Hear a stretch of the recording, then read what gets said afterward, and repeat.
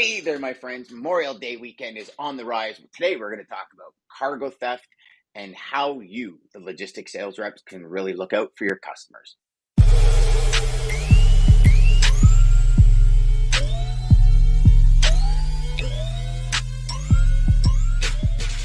Dean, welcome, my friend. Another data day. And I love these days because not only do we get a quick market update, but we also get to talk about some realities that face our industry. And now more than ever, I'm seeing a ton of stuff being stolen across the board, because I think anything's for sale on the black market.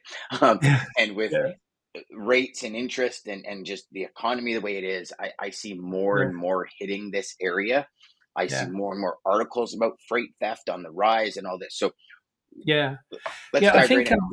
yeah, Dan, it's certainly not getting better. It's definitely getting worse when you think about, and we're talking about the physical theft of cargo, right? These are trailers, loads, real freight getting stolen from, under the care of somebody that's supposed to be delivering the load. It was an interesting press release out this week from the folks at CargoNet, which is a Verisk Analytics company in New Jersey. They've done a partnership with Drivewise, which is a cross-platform connected truck solution provider that provides theft alerts. The press release said there was about $58 million worth of cargo stolen last year across the US and Canada, That's and it. already an uptick.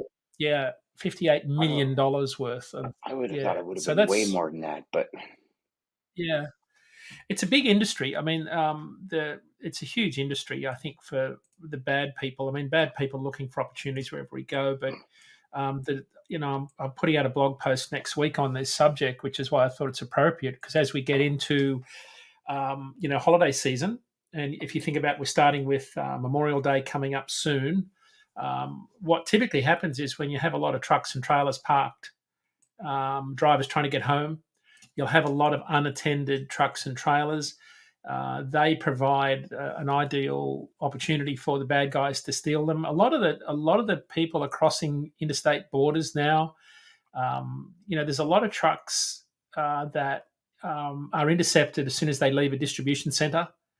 Especially if drivers make the mistake of loading and then going to the truck stop to have a shower and fuel. yeah, yeah. That's the biggest vulnerability. I know as a Mhm. driver why you do that, because you want to get to the loading dock as early as you can. So you often put off housekeeping and all that other stuff until after you're loaded, and then you can get into the trip. You don't necessarily do that stuff beforehand. So that's a big opportunity for people to improve. But some of the numbers from Verisk are really interesting. But the one thing that's kind of interesting, Dan, was I don't know if you heard about the big beer heist that was came before the New York District Court a little while ago. No. They finally busted this multi-year beer theft enterprise in New York, and the people were brazenly breaking into rail yards and beverage distribution facilities throughout the Northeast and filling up U-Haul box trucks to the brim with cases of beer. And a lot of this was, as the district attorney says, a lot of this was accompanied by threats of violence. They left several beer distribution and railroad companies in serious financial trouble, but they did arrest the gang, right? So they'd broken through this gang, but it was resulted in millions of dollars of lost revenue over a number of years. But it was just a brazen. The FBI agent in charge of it said it harkened back to the days of the Wild West and gunslingers riding horses, stealing loot from rail cars. And he said Wow. modern day criminals are certainly very different, but they targeted rail yards and beverage distribution centres. They used the cover of night to cut through fencing, offload pallets of beer, and sold off the stolen goods, costing obviously hundreds of thousands of dollars. Often a lot of weapons were involved in all of this. So it's kind of, it's been something that I've watched throughout my career. I've had personal experience with, being threatened and having a load attempted to be stolen. It's no fun for truckers, especially with some of the high value cargo you haul these days. But I think it's an underreported issue, though, Dan. CargoNet's probably the only company that I know of that has pretty good data on this subject that they publish, and they talk about 1,000 to 1,200 cargo thefts per year. But I Yeah, think I believe it. it's way understated, I think, because I think there's a lot of cargo that gets stolen that's not reported, right? So, and of course, they're stealing things that are easy to move. And it's Hmm. no surprise where these events happen. They happen where there's a big population center where you can sell the stolen goods quickly, right? So you're going to see a lot of the typical cities involved in this, eastern half of the United States in particular, South Florida, Well, Dallas, the Fort Worth. cargo cats are in South Florida, right? So, I remember when we were moving Dell Computer, Yep. it was Mhm. team drivers. It was no stopping, meaning be prepared, have your meals, have everything. If you stop, one driver stays in the vehicle and all this. And we had the same thing when we were doing single drivers, because originally Tennessee to Yep. Toronto was single drivers. And they'd pull up at a truck stop. They'd go into just to go to the bathroom, and they'd come out in the truck and be gone. Right. And cargo cats actually, they said, we're going to pick and choose trucks, because they were trying to figure out, is this inside jobs? Is this, all these kind of things? And they would Mhm. sometimes follow you for 200 miles. And if the drivers Mhm. would stop Mhm. within 200 miles, they'd come out of the truck stop, and there'd be like officers standing there saying, you broke protocol, you did. And it was huge issues, Yep.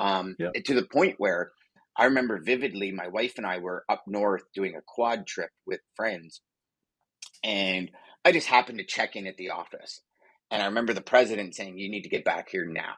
And I'm like, "Why?" And he said, "We were robbed." So what the thieves did is they stole a black truck, a black trailer. They painted our logo on the side of the trailer and the truck. And what they did is somehow, and we never really figured this out, or so twofold. Either A, somehow they figured out the schedule, or B, they just arbitrarily showed up and they happened to be about 30 minutes ahead of our ETA arrival of a team driver. So our security Right. guard at night looks up, sees the trucks, looks at his log sheet. He goes, "Oh, they're ahead of schedule. Perfect. Okay." Opens the gate, goes, grabs his coat, grabs all his clipboard and all that, walks out the door to a shotgun, butt of a shotgun right in his jaw, knocks him to Wow. the ground. They kick him down the stairs and break his femur. Okay, so Hmm. like the guy kicked him down the stairs, and when he landed, his leg was on the stair, and the guy jumped from the top step, landed on his femur, snapped his femur. Okay, they actually hung Mm-hmm. the security guard from the trailer door. Okay, to the point where when the team driver showed up, he was blue because his tippy toes Mm. were just touching the floor. Like they literally hung this guy to die. And Evil in the people. yard, we had like 5 trailers full of Microsoft Xboxes. We had 3 trailers of iPhones. We had, and like 5 Dell computers. They ended up stealing because they just started breaking into trailers. The first one they opened happened to be a trailer full of Xboxes. So they literally Mm. dropped the stolen trailer, pinned up to it with the stolen tractor, and left. So Mm. I'm up north. Now, I'm the only employee that's not on scene. So Mm. guess what? Where is he? So I have to drive back to the city, 4.5 hours back to the city, sit down with police and like, the equivalent of Canadian FBI and Canadian Border Agency and all this. And so this is where cargo cats really started to get involved. And Mm. it was crazy because I mean there were drivers being truck jacked on the side. Like Yeah. this wasn't just at truck stops. This became almost a phenomenon where they said, "Okay, we're going to follow you until you hit kind of like the interstate," because truck Yep. drivers were being jacked at stoplights, just pulling Yeah. up beside him, getting up and going, "Get out." Okay, Yep. it's not worth it. Yep. Get out. Yep. And yeah, I mean, and we're talking, Dean, we're talking, God, 20 years ago, 2003, right? Like it's Right. I can just imagine how insane it's become these days. Then we've talked about it before. 36 years ago, I had the same experience, but with DVD players back in the Yeah. 80s, right? And I had a full trailer load of DVD players worth about $1 million in today's value back then. And I had inside job, the typical MO. People knew exactly what was going into the van. The bad guys said, we'll give you some money. Back then, it was the truck jacking was shooting out your steer tires with a shotgun when they'd pull alongside you. So they would render the truck you couldn't drive it if they shoot your Yeah. steer tire out when they come around you.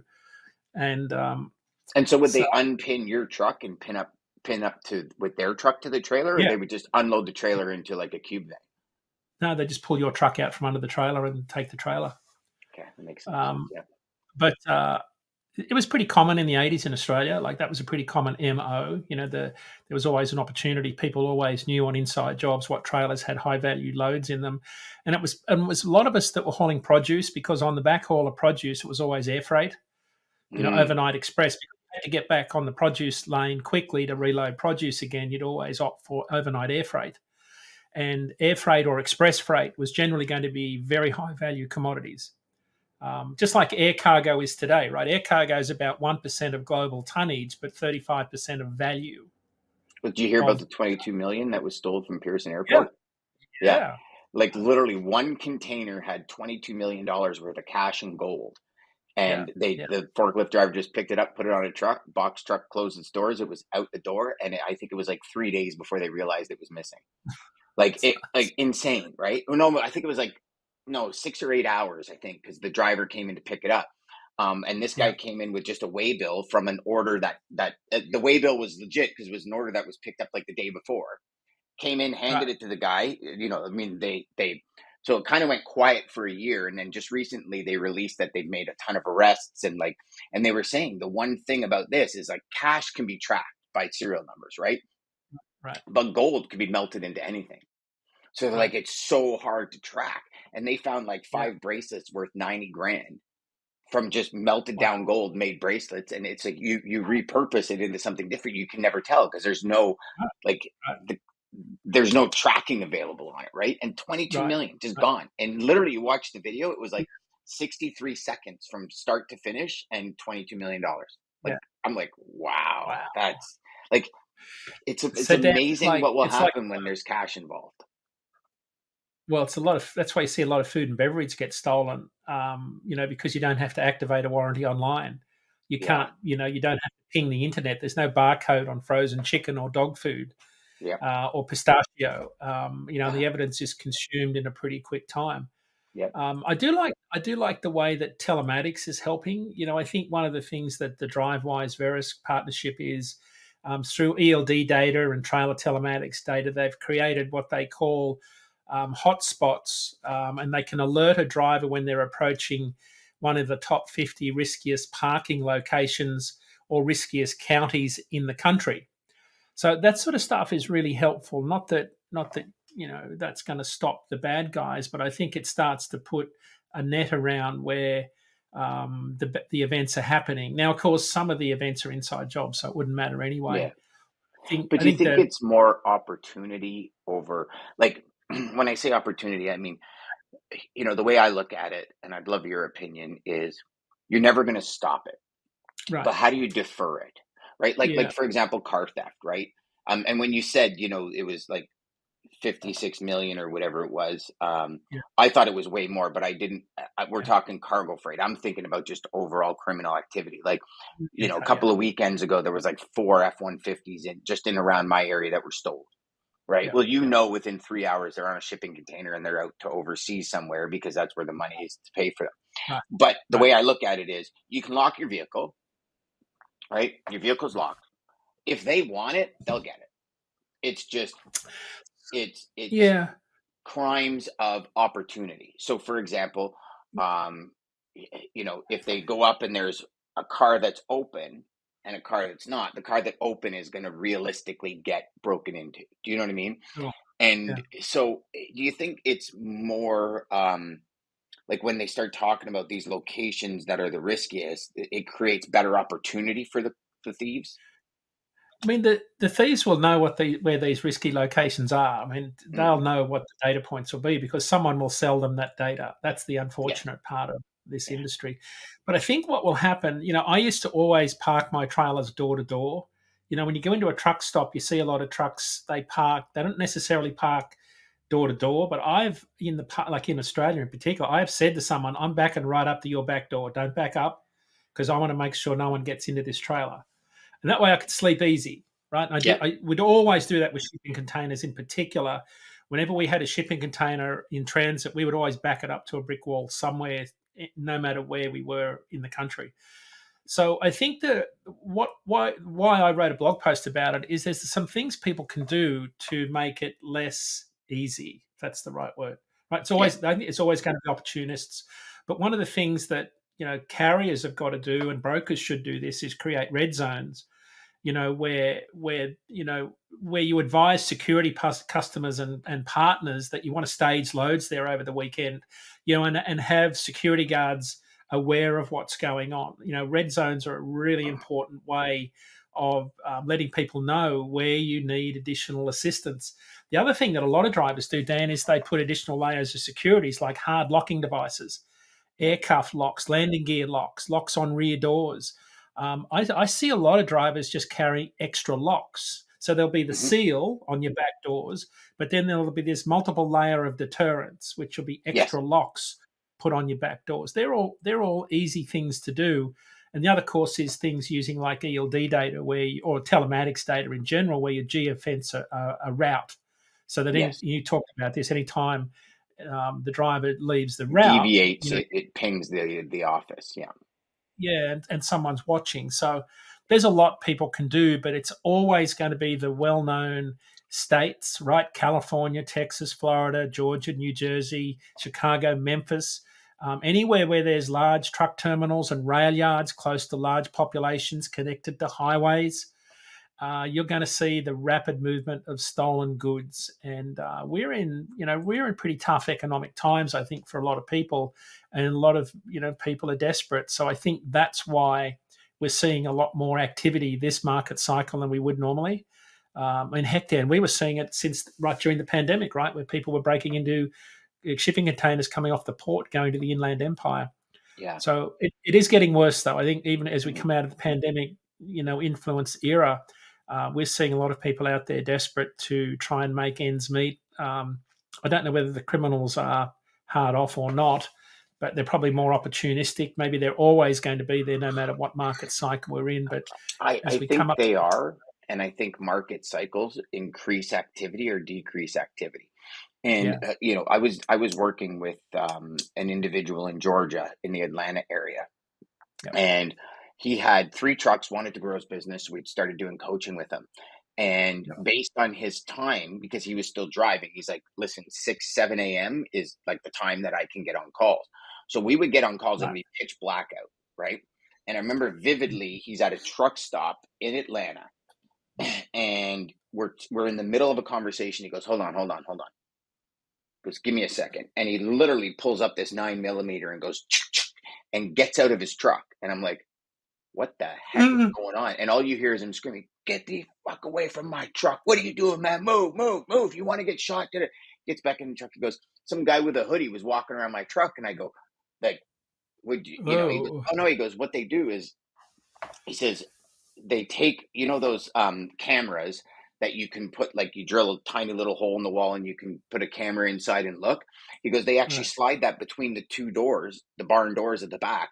He goes, and they look in the trailer to see what it is. And if it's good, he goes, Dan, they'll literally rob me right here.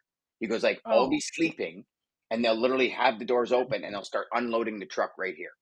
And I'm like, wow, really? And he's, yeah. And so it was actually an eye-opening experience yeah, as to what drivers actually go through, and the right. call it the stress, I guess, the looking over your shoulder. And he goes, like, and I got nothing. He goes, but it's just they don't know what's in the trailers, you know and Yeah, yeah, it's it's like the Ice Pick Bandit has made a comeback. I don't know yeah. if you've heard of the Ice Pick Bandit.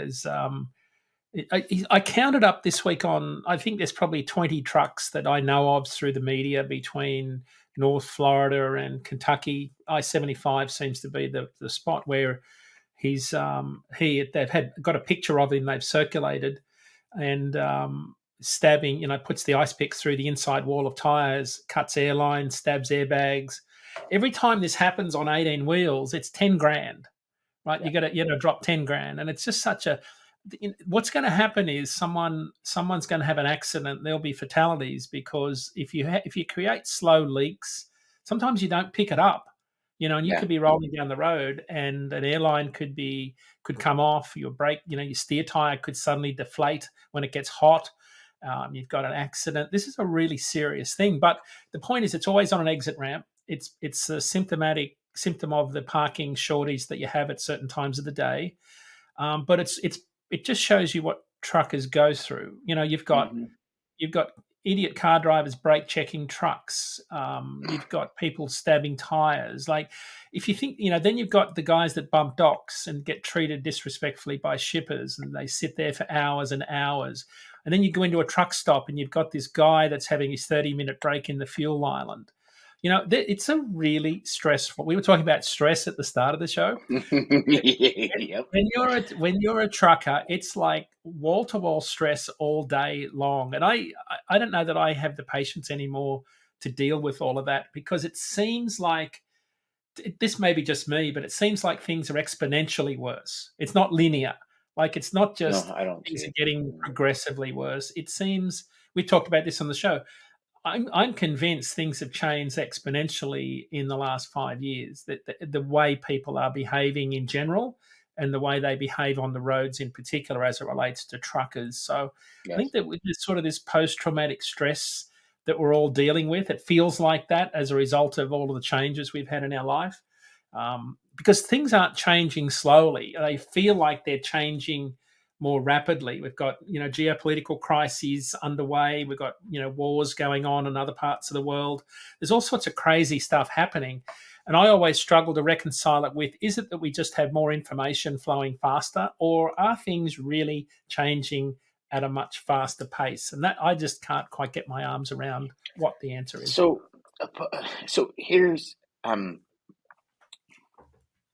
I've been thinking about this a lot. I know we spoke about this off air.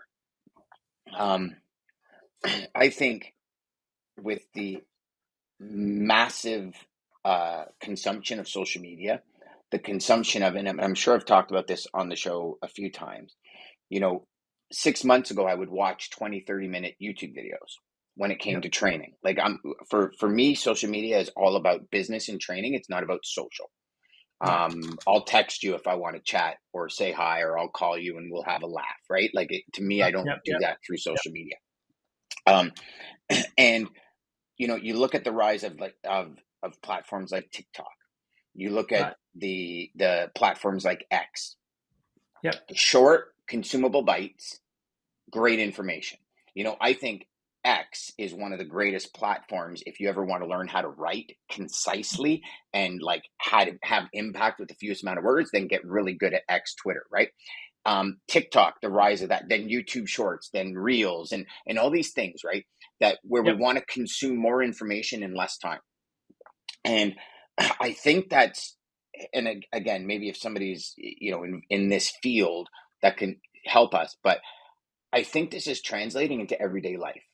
Huh. Because I'm telling you, Dean, I'll be sitting there and I'll be listening to somebody speak, and in my head I'm going, get to the fucking point.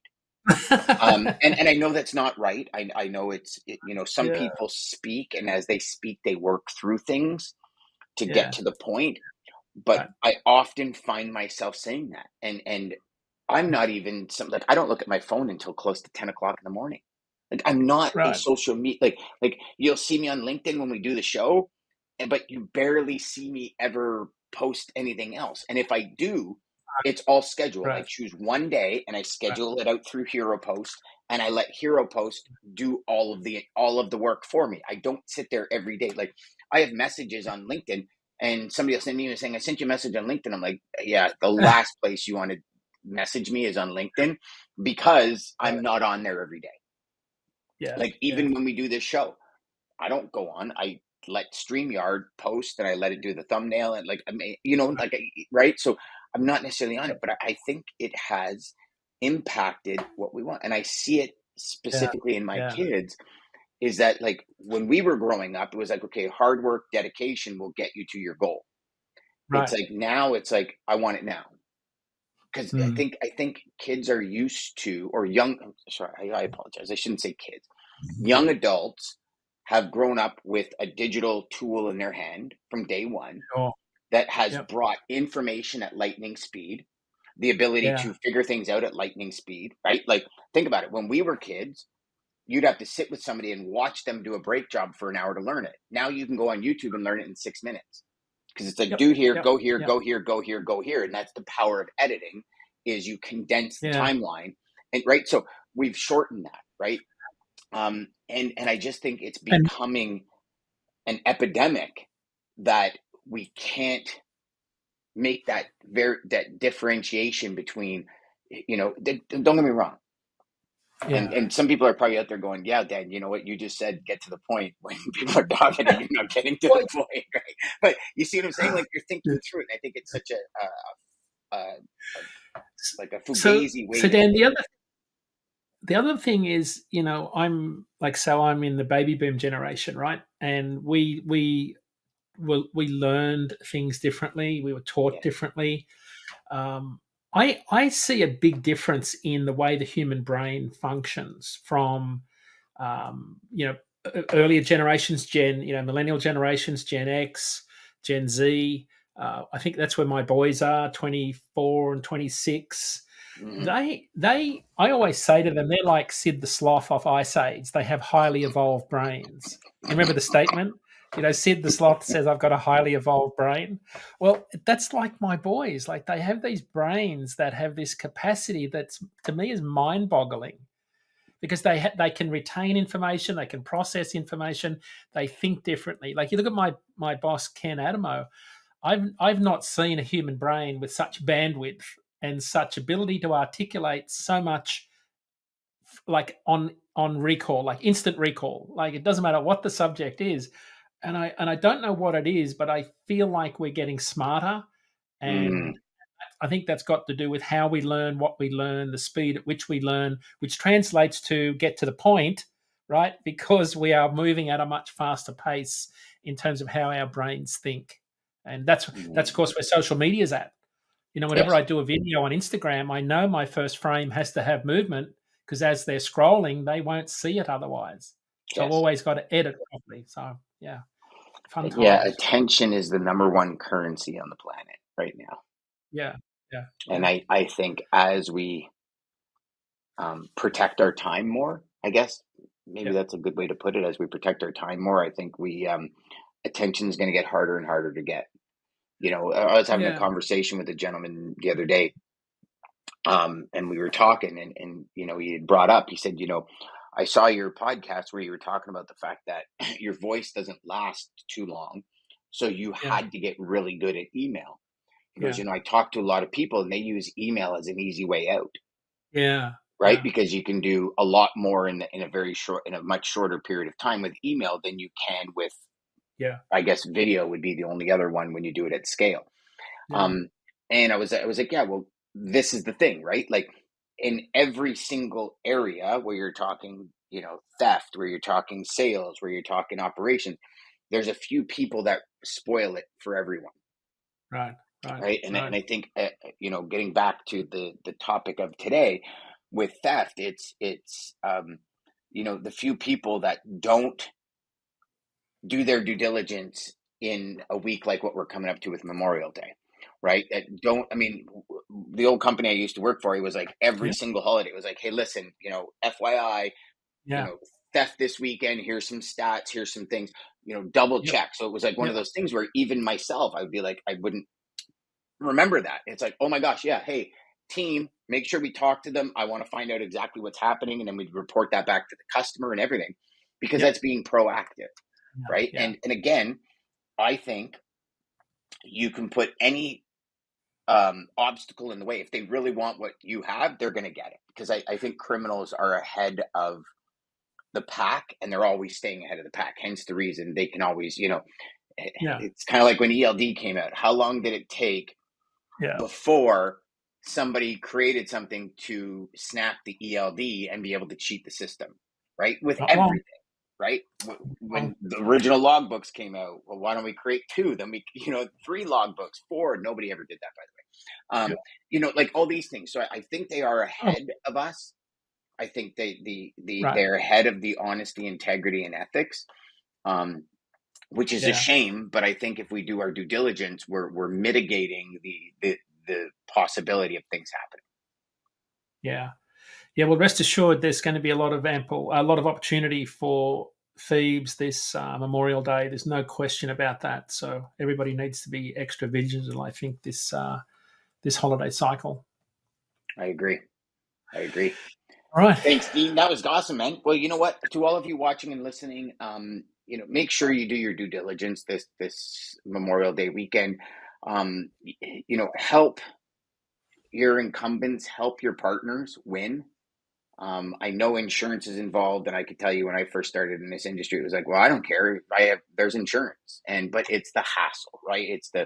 I remember my lawyer in closing here, the lawyer at the company I worked at when we started moving Dell Computer. He was Mm, like, okay, what's your profit? And I was like, I think I was making $450. He's like, okay, you can't go any lower than that. And I'm like, what mm, are you talking about? That's like amazing profit. He goes, Dan, you do realize you can do 10 loads a week. And in 6 months, if you have one truck stolen, all your mm. profit's gone because of Right, lawyer fees and fighting things, right? Like, right. like I think as a logistics rep, if you're moving high value product, I mean, I've had pharmaceuticals stolen, and it's Mm, just raw materials for pharmaceuticals. I've had computers stolen. I've had tech gear stolen. Like, yeah. I've had booze where Right. literally there was an inside guy we were delivering. The guy would get the bill and say, Yep. "Oh no, your delivery's down the road 2 blocks." So the driver wouldn't question it because he's at go Right. down 2 blocks, full truckloads of like whiskey and rye in it, gone. Yep. Where Canadian Yep. Border Service is in my office, and I'm like, listen, here's all the bills. Like, and they're like, well, what? And so now you're talking to the carriers, like, well, why would your driver have done that? Well, that's what they asked him to do. But stop and talk to me. Like, it's just simple things like this where you get into this process, and everybody just has this like lizard brain where it's constant flow. And when there's a blip, nobody pays attention to it. Then there's a blip, and nobody pays. And in the end, it adds up. And so this is very costly. It's very costly for your customers. I've known people that have lost customers because of claims because the insurance company is like, you guys didn't do I mean, there's so Yeah. many issues. And you as sales reps out there, as operations teams, as owners, as managers, as everybody, you work so hard Yeah. to build your business. Just take that extra little step to make sure you secure it long term. That would be Dan, my message. we're just over 4 weeks away from Memorial Day. Now's the time to be getting this stuff in place, right? Because you're going Yes. to be heading into the next couple of weeks into when those loads are going to start to be planned and moved. So even though it's a month away, now's the time to be working on this with your shippers and Well, and I think carriers. it was a great idea, Dean, to bring it to light today because it gives people the time. You're right. Like on a Friday before Memorial Day, you're almost too late because you've already been Too tagged. late. You've already, you know what I mean? Like it's already in Yeah, motion because these guys don't. yeah, These guys plan, right? It's not spur of the moment. Hey, there's a black truck. Let's go get it. It's like no, no, no, no, no. They're strategically planning it because if you're going to do it, you're going to do it right, and they want to get away with it. It's not yeah, the yeah, ones that get caught red-handed are usually the ones that just spur of the moment. They're not ready. They don't understand the dynamics of it, right? So for all of right. you watching and listening, go out there, do your due diligence, please. Yep.